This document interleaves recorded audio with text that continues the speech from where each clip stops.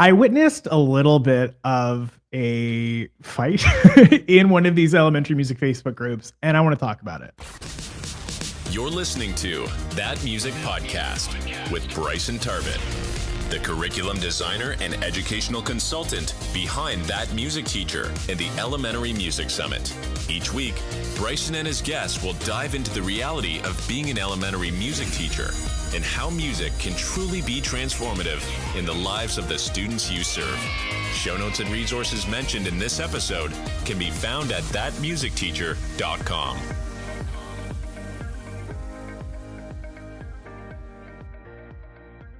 Hello and welcome to That Music Podcast. Today we're going to be talking about that Facebook group. And let's be honest, there are many that might be popping up in your mind, but you know the ones I'm talking about. The ones where no matter what is asked, everybody shares their opinion in the most brazen, heels dug in way possible. And this particular post, I wish I would have screenshotted it because it was all about technology in the music classroom and whether or not it should be there, how far we should go down that line. Do kids get enough screen time? Are there, inherent reasons why technology is good or bad or ugly and all these other things? The comment thread was ridiculous. It was full on discourse at a level that nobody was being nice. Nobody was listening to anyone else. Everyone was just kind of in their feelings. So today in the episode, I want to kind of remove a little bit about that emotion and just talk about the legitimate, unemotional, just not facts, but just the reasons for and against technology. Because I think that if you can't see that it is going to be different depending on who you are, but also different on where you're teaching and the students that are in front of you and all the different things going on in the world, that is something that you need to take a moment, take a step back and realize that you need to zoom out. Because Anne Molesky, if you don't know her, she's amazing. She talks about, how teaching is situational, time-bound, and ever-changing. And technology is the complete where all of that comes together. Let's think about it. If we think back to, March, April of 2020, if you told a teacher they couldn't use technology, they'd probably fight you. Because, we were doing all the Zoom things, we were trying to figure it out, and, we didn't have another option. Now that we're back in the classroom, there's a lot of opportunity for us to not use technology. And I think there's some merit in a lot of those arguments too. So today I'm going to be bringing some of the points for and against technology to help you figure out what feels best for you and the students that are in front of you. Because spoiler alert for this whole episode, it's all about you and the students. It's not about what Joe Schmo on Facebook says or whatever. It's not, don't worry about that. Worry about what feels good for you, the community that you serve, and the students that are actually in front of you. Alrighty, I want to start with the reasons that we shouldn't use technology. These are ones we hear often, and honestly, ones that are valid, a lot of them. And I think there are things that we at least, even if you feel like you are a very tech-forward teacher, I think we need to at least have these in the back of our head. And the first one is that concern that we are going to lose the human element of music making. The concern that if we rely so heavily on teaching music through technology, the technology can replace us as teachers, which is going to not only make our jobs a lot less secure, but also harm the education that our students are getting. And I think there's some merit here. If we're not using technology appropriately and strategically, it can be really easy for us to just put a YouTube on and play and sit in a corner for the entire day. Is that the best teaching? No. Is that a way that we could use technology? Yes. So let's be purposeful in the way that we do that so we're not leading into that. And I think there's also a lot of, concern, especially in the land of AI, about removing that human element. And I think if that's something that you're feeling, feel that, notice it, bring it to the forefront. Because what I want you to do is I want you to realize that that is a real concern that you're having. So do something about it. Maybe that's just not using a lot of technology, or maybe it's the technology that you're using it in a way that is increasing the humanity of it rather than reducing it. So for instance, if maybe you're using technology in a way that you're using a digital audio workstation that, you wouldn't really be able to record all these different human inputs into one thing without a digital audio workstation. You can do it in lots of different ways without losing that human element. But it's really important for us to keep in the back of the mind that if we're not careful, that could be a valid concern. Another elephant in the room whenever I bring up technology is the fact of stability, right? We know that even if you have an incredible tech support team at your school district, you likely don't have the best Wi-Fi. You likely kind of put in a ticket for support and it just sits there, or they close it without even fixing it. You're like, hello, that's not really what I asked. I I even once asked for a new keyboard, like a keyboard that you write with. And the tech person was like, well, you're going to need to talk to your principal because we don't have any budget for instruments. I'm like, what are you talking about? I want a keyboard. So sometimes you never know what you're going to get in. And like, there are some real things that we want to keep in mind here, right? If we're planning things that require a constant Wi-Fi connection, or, if for whatever reason the power would go out that day or the Wi-Fi were to go out that day or whatever, you need to have a backup plan. That's on you as the teacher to understand that, yeah, in an ideal world, we would be working in UStudio and building our own beats or whatever. But if that doesn't work, what's your next step? Have that in the back of mind so that you're not trying to figure it out as you go. Because sometimes, let's be honest, we know as teachers, we need to pivot and we need to pivot fast. And things like Wi-Fi and technical issues can be an issue. And beyond that, if you're using some sort of third-party software, depending on the software you use, it could be that it goes down. Maybe your Wi-Fi is working. Maybe all the Chromebooks are working. Maybe you don't have a power outage, but for whatever reason, Amazon Web Service goes down, so half the internet goes down. Again, I don't think this is something that we should use as a reason not to use technology, period, point blank. But I think it is a really good reason for us to be purposeful and think through all of the different steps whenever we're using technology in our classroom.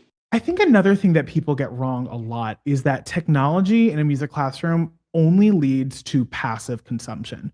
I think so often teachers can see people, scrolling through TikTok, and it's passive, right? We're just taking the information in.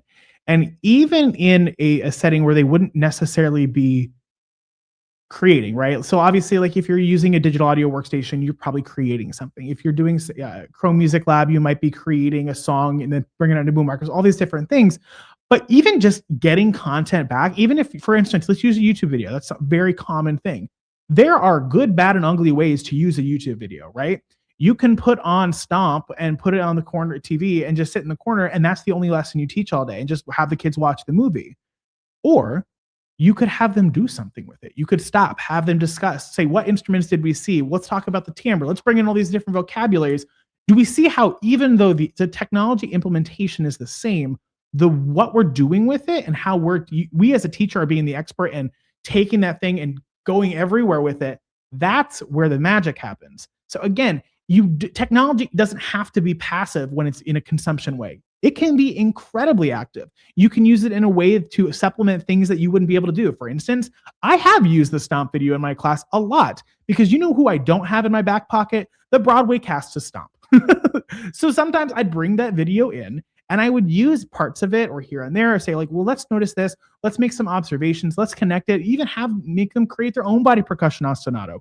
And I think that is the difference between throwing technology at the wall and saying, I use technology, and using technology to create more engaging and, for lack of better words, 21st century classrooms. If it isn't clear at this point, I do think that technology has a purpose in the elementary school classroom. I think that it can be great for accessibility. Things like Google Creatability can help students that might need some additional assistance there. It can help us create visual aids and help us bring things in like Stomp or different instrument ensembles that we wouldn't necessarily be able to bring in to create more cross-curricular connections, to be able to kind of serve as a window into these different other things that we might not be able to see or to show authentically otherwise. I think it's really important, especially when we're using it in a way to represent voices and signal boost voices that aren't our own and that we wouldn't be able to do.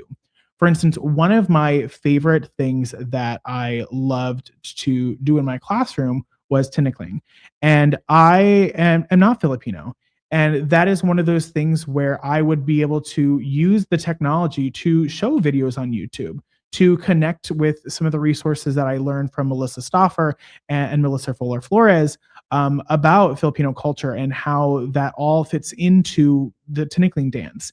And I think that is one of those ways that, for me, the technology wasn't the point. The technology was the vehicle of active music making in an authentic way. And I think it's really important for us to think about that. Um, Without getting too far on my high horse, I often hear about these districts that are just blanket policy blocking YouTube 100%. I think that is an incredibly misguided policy. I understand where it's coming from. Do not get me wrong. But there are so many good resources that we as the teacher can vet to help supplement and make our lessons more engaging, more authentic, more purposeful, more representative of the world we live in. So if that's the district that you're in, I highly recommend you push back on that a little bit. Even if it's just like, well, what about this video? Well, what about this video? Can you approve this video? And see what you can do, because technology in so many different forms does have a place, or should have a place, in the elementary music classroom, as long as we're being smart about it.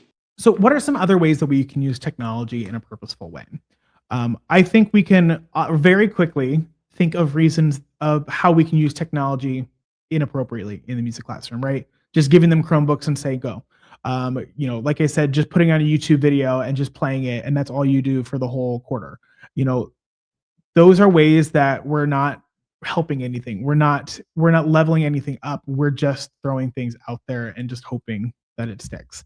So what are some things that we can do? First of all, I hate the term 21st century skills, because like it's 2026. Like we've been in the 21st century for like a hot minute at this point. But I don't know what the better term is. So I'm going to use that because I don't know what else there is. So if you have a better one, please let me know, because I want to retire that one. But let's be honest, it is 2026. If our students are interested in music, there is a high likelihood that they're interested in some sort of technology way, or they're interested in it because of something like TikTok, or they might have been able to see some different things, or as these instruments, these electronic instruments and keyboards and things get more financially accessible, or even just doing it online, students might try new things that they wouldn't have done otherwise. One of the cool things that I really do think came out of COVID, for me at least, was because we couldn't sing, we couldn't use instruments, we couldn't do any of these things, but we had Chromebooks. I was able to see some students in my 5th and 6th grade classes unlock in ways that I'd never seen. And again, these were students that I had taught for a while at that point. I knew them. They were, I understood them, or I thought I did. But as we were able to kind of move into, out of necessity, I think we used, I can't remember what specific digital audio workstation we used, but we had them creating different things. We had them connecting the music that they made to their life. One of my favorite projects that I ever did was the musical of my life. So basically I had them go through and create, the series of a story, the exposition, the rising action, the climax, the resolution, all those things. About their life. They could do it as something that's already happened to them. They could do a goal that they wanted to do. Like some people said, I'm going to be the hockey star of whoever. I'm like, great, love that. What are the different parts? And then they had to pick a song, either a song that that already existed, or they were able to create their own song in a digital audio workstation for each of those areas. And it was really cool because some of my students weren't really ones that like to sing, dance, play, all those things, but they loved to create. And I didn't realize that because I wasn't giving them enough opportunities, and I wasn't allowing them to connect it to their own lives in a way like this. So that's one of those things that I want you to be open to trying new things, because that is where I think a lot of really fun stuff happens. Because when you try new things with your students, they get to try new things that they don't necessarily get to understand. So that's another opportunity for us to try using technology, again, purposefully, thinking through all the different steps and thinking of it as a tool, not a teacher. Now, do I think technology should be everything we do? Absolutely not. Do I think that our students should be sitting at a projector the majority of our class? Absolutely not. My philosophy on music education is students should be up, moving, making music, dancing, creating movements, using instruments, doing all the things, mixing, moving around, play parties, folk dances, all these different things. But there is a place for technology if we think about it all the steps. If we think about it in a purposeful way, if we do it in a way that's adding to different things. If you haven't checked out the episode I did with Amy Burns, episode 215, we'll link it in the description and show notes below. Amy goes through a lot of these different ways that you can use technology, specific tools. She actually has a masterclass inside Elementary Music Edge. So if you're an Edge member, go ahead and check that out, because she says 6, but it's more than 6. Literal tech tools that you can use both in the classroom, but also as a teacher to save time. And I think that's another opportunity for us to use technology. Is sometimes there are pieces of technology that can save us as the teacher considerable time. And that is something that we should look more into, because let's be honest, you want more time and your district's not going to give it to you. So how can we use the time we have a little bit more efficiently? Oftentimes, and sometimes, that can be through purposeful technology. I hope you enjoyed this episode of That Music Podcast. If you enjoyed it, please let us know by leaving a review wherever you are watching or listening. Be sure to hit subscribe, and especially if you're on YouTube, hit that bell icon so you get notifications whenever we release a new episode. With that being said, we hope to see you inside Elementary Music Edge. If you want to check out Amy's training and some other trainings, there's like 30 some hours at this point. You can check out the link in the show notes as well to get a unique discount specifically for being a podcast listener. With that being said, thank you so much for joining us. And as always, thank you so much for making a difference in the lives of the students that we teach.